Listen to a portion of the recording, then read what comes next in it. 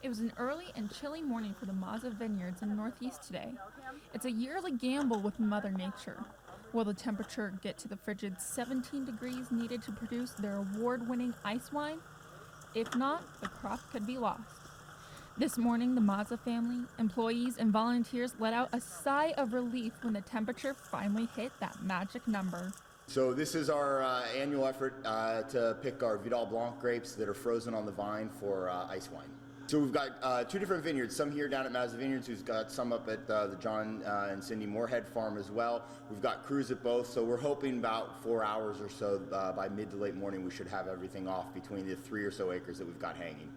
This process is naturally a risk every year, but Mario says this year was particularly risky with the potential of crop loss. It's already late. A lot of times, the vast majority of the times for the past 35 odd years we've been doing this, it's been in December. We've picked as early as late November, and this is about the latest we've ever picked. I know last year we had a second pick on January 21st. This is pretty late, and by this point when you have those warm-ups, you start to get more dehydration of berries. Things fall apart a little bit more in the vineyard hanging that long, even though we have things netted. So there's definitely been a crop loss compared to what we would have gotten had we picked a month ago. Because it's such late in the season, they're dehydrated, and as a result, they're very light. A lot of the water is out of them, but that's also a plus for us because that means the quality is going to be better. And by quality in ice wine, we're talking about the Brix level, the sugar, the sweetness. So that's very important. Regardless that the grapes are light and dehydrated, the Mazza Vineyards plan to harvest at least 6,000 to 8,000 pounds or 3 to 4 tons of grapes all by hand. Once the frozen grapes are harvested, the pressing process begins. So now that the fruit's picked, it's frozen in lugs, and we'll stack those up, bring them in, and basically what we're going to get started doing here probably within the next hour or so is we have enough to get going, we'll start pressing that fruit. So we want to press it while it's frozen. What water is in there stays behind as ice, and what you press out is a really sweet juice.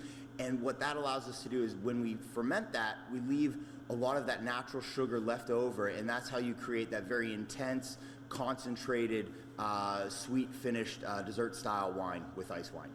The tradition may not be Italian, but the Mazza Vineyard is proud to be doing it. It's more of a Germanic tradition that was really something that we adopted in the early 80s. We've been doing it the longest in the region here.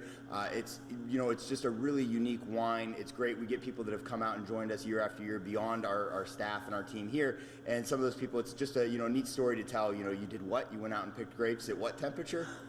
In addition to the staff, tens of people come out to volunteer their time to pick grapes in below freezing temperatures. One volunteer even celebrated her birthday picking.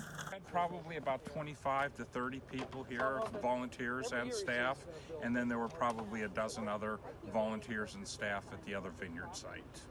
Ice wine is so popular. It won the double gold at the Pennsylvania Farm Show in the sweet wine category.